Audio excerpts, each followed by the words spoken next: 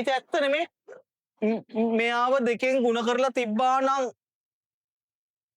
මෙයාට තියෙන මෙයාට නැති එක බලන්න. තුන් වරක් කීයද 6 වෙන්නේ? තුන් වරක් කීයද? 2. ඉතින් එහෙනම් දෙකෙන් වැඩි කරන්න ඕනේ. උඩත් වැඩි කරන්න ඕනේ කාගෙන්ද? දෙකේ. තේරෙනවද නැද්ද? මෙතන ඉන්නවා. මෙතන ඉන්නවා මෙතන නෑ. කවුද? 3. දැක්කද 3? මේ බලන්න. මෙයාවත් ಗುಣ කරනවා 3ෙන් උඩත් ಗುಣ කරනවා 3ෙන් 3 වරක් 3 කීයද? 9යි මෙතන කීයද? 8යි. එහෙම ගත්තත් උස්සන්න බලන්න.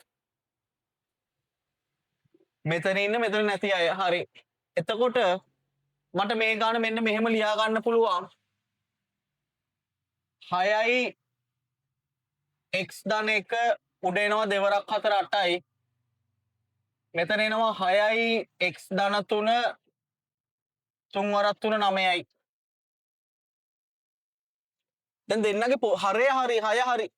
එහෙනම් මම දැන් අර විදිහට ලියා ගන්නවා. මොකද්ද? 6යි x ධන 1 x ධන 3 6යි x ධන 1 x ධන 3. එහෙනම් දැන් මේකට හරස් කුණිතය දානවා. x ධන 3ෙන් මෙයා වැඩි කරනවා මේම 8යි x ධන 3 එකතු කිරීම 9යි x ධන 1. දැන් 6 ඇදිලානේ තියෙන්නේ. දැන් 6 හරි.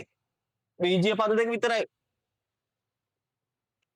8ෙන් මේ පද දෙක ගුණ කරනවා 9ෙන් මේ පද දෙක. 8 වරක් x 8යි x 8 වරක් 3 24යි 9 වරක් x 9යි x 9 වරක් 1 9යි. යට 6 වතාවක් x ධන 1 x ධන 3 8යි x 9යි x කියන්නේ 17යි x 24යි 9යි කියන්නේ 33යි.